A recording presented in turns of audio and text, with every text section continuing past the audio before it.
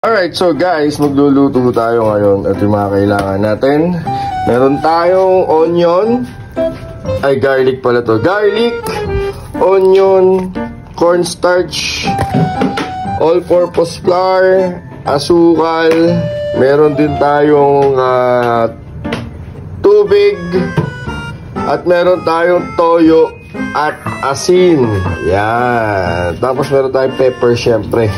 Okay, so ang gagawin guys natin ay yung walang kamatayang sauce ng fishball at ng squid ball. Okay, so ang gagawin natin syempre minced garlic, minced onion, tapos sili optional. Tapos meron tayong ilang tubig yan? 3 cups. 3 cups ng tubig. Okay, so ngayon haluin na natin yan. Lalagyan na natin na tiga-lawa.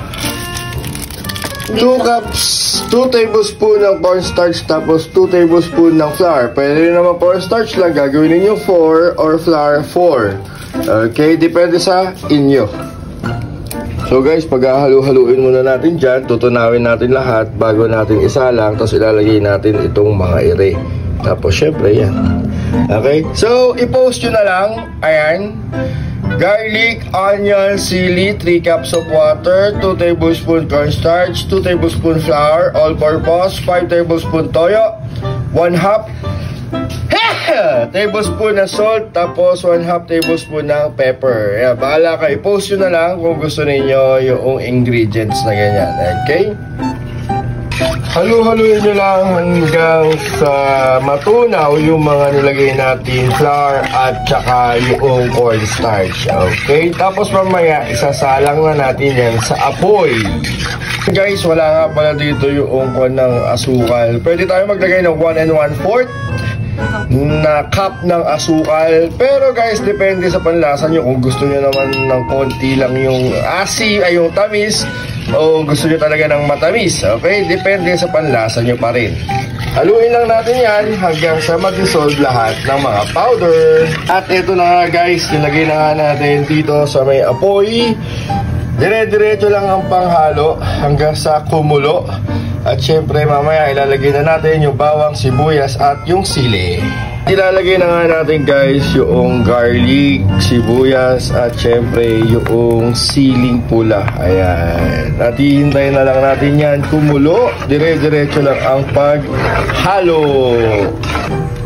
Okay, so guys, medyo pwede na to. Haha.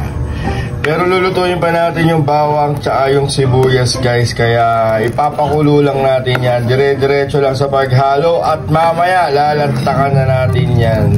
Ito nga pala yung version ng sauce ni Manong. Sinong Manong? Kahit sino. At kapag ganyan na guys yung texture ng sibuyas at bawang ninyo, luto na yan. At pwede nang gamitin pang sausawan sa mga squid ball, fish ball, at syempre, ano na isa? Yung ano, basta yun. Sige, sausaw na yan.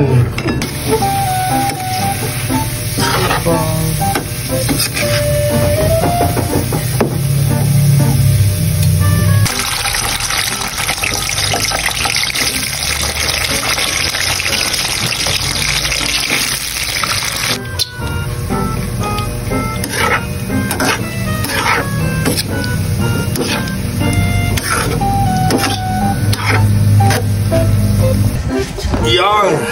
Okay, so bless muna natin yung food bago tayo kumain.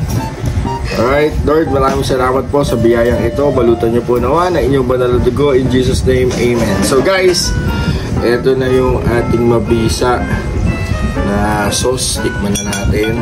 Sauce ni Manong. Sauce ni Manong. Sarap. Kain na tayo. Fishball.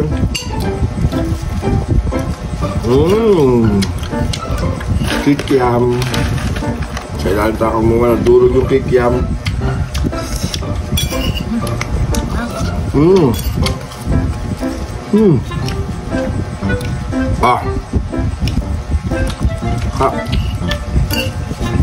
Kakamay tayo.